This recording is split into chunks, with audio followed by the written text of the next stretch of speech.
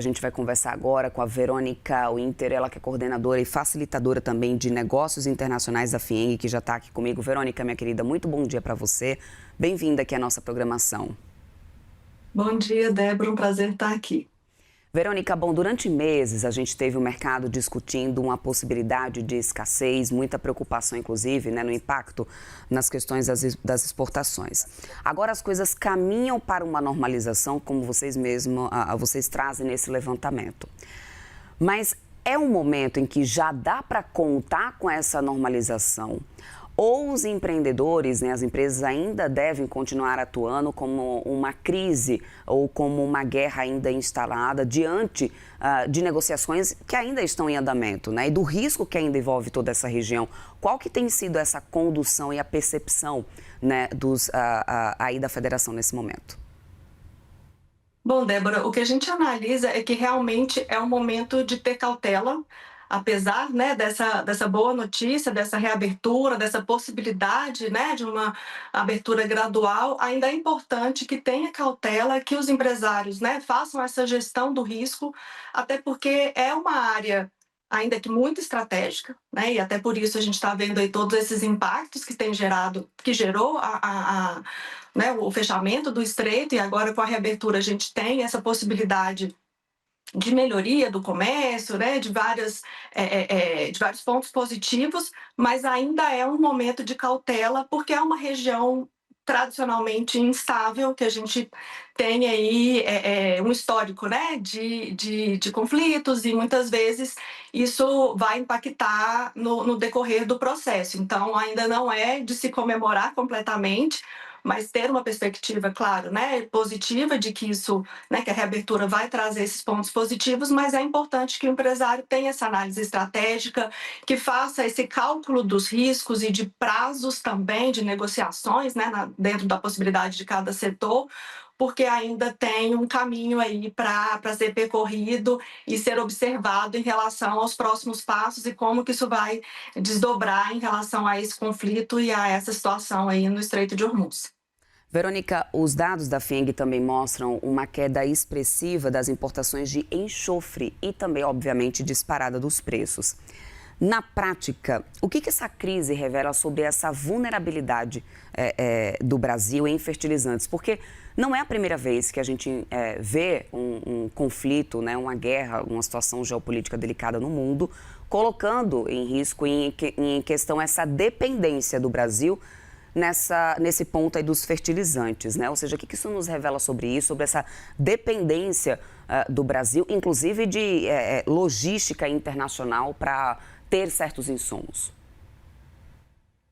A gente observa essa dependência, né? A gente também vê que o Brasil tem buscado fontes e outras alternativas para contrapor e para, de certa forma, minimizar essa dependência com os fertilizantes, mas a região, ela tradicionalmente ela tem esse potencial em relação a esses insumos e que são essenciais para a nossa agroindústria e que, inclusive, né, a agroindústria, por outro lado, é responsável por grande parte da exportação né, de matéria-prima, não, desculpa, de produtos para a região do Golfo Pérsico. Então, existe essa troca, né, esse intercâmbio, mas realmente a gente observa essa dependência, apesar de que, Débora, é bom pontuar que a gente também, na análise do comércio, né, com o Golfo Pérsico e com a região nos últimos meses, a gente observou uma diversificação, ainda que na região, né, a gente tem Turcomenistão, Cazaquistão, que tiveram um aumento né, a gente importou mais desses países esses insumos para fertilizantes. Então, a gente já observa que existe esse movimento de diversificar, que é um movimento que tem sido, né, muito fortalecido e que a gente tem reforçado isso para as empresas, claro, né, observando cada setor. A gente sabe que a característica do setor ela pode facilitar ou impossibilitar essa diversificação de mercados, tanto para importar quanto para exportar, mas a gente já tem observado esse movimento das empresas de buscar diversificação justamente para reduzir esses impactos, porque realmente o enxofre em maio foi um aumento do preço de mais de 180%. Então, a gente tem impactos relevantes aí na cadeia produtiva dos fertilizantes e também do agronegócio, né, em relação a esses preços. Verônica, o fechamento do Estreito de Hormuz, obviamente, provocou um baita de um choque que começou no petróleo, mas, obviamente, saiu atingindo, né, toda uma cadeia. A gente teve fretes, seguros, enfim, insumos industriais. Qual que foi a maior lição, né, que vocês perceberam que os gestores brasileiros conseguiram levar sobre esses riscos geopolíticos e de um mundo que segue cada vez mais fragmentado?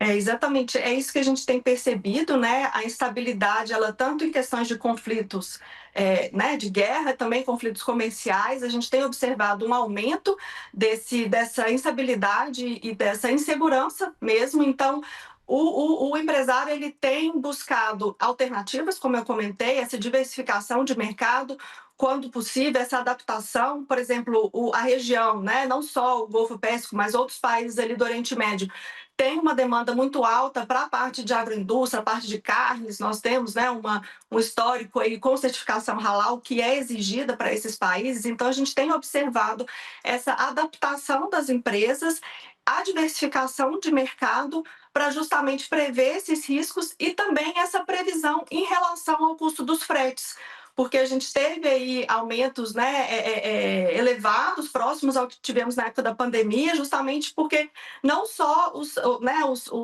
a rota, né, os navios que passam pela rota do Estreito de Hormuz, mas também a logística como um todo, ela fica impactada e ela fica pressionada.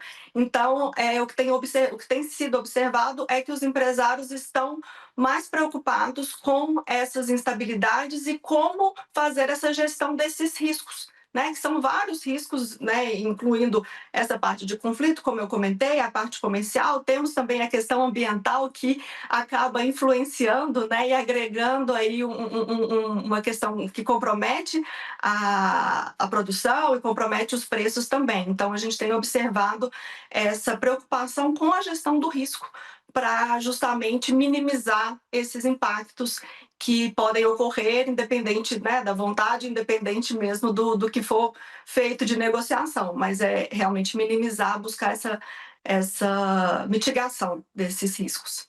E as exportações de minério de ferro, né? Porque a gente viu que Minas Gerais sofreu aí um impacto nas exportações de minério de ferro. Quero entender se é um movimento que vocês veem como claramente, né, um reflexo dessa crise logística que foi causada por causa dessa guerra, ou se de repente também existe alguma mudança estrutural na dinâmica ali de consumo desses mercados, de demanda também desses mercados. Qual que é a avaliação que a FIENG faz?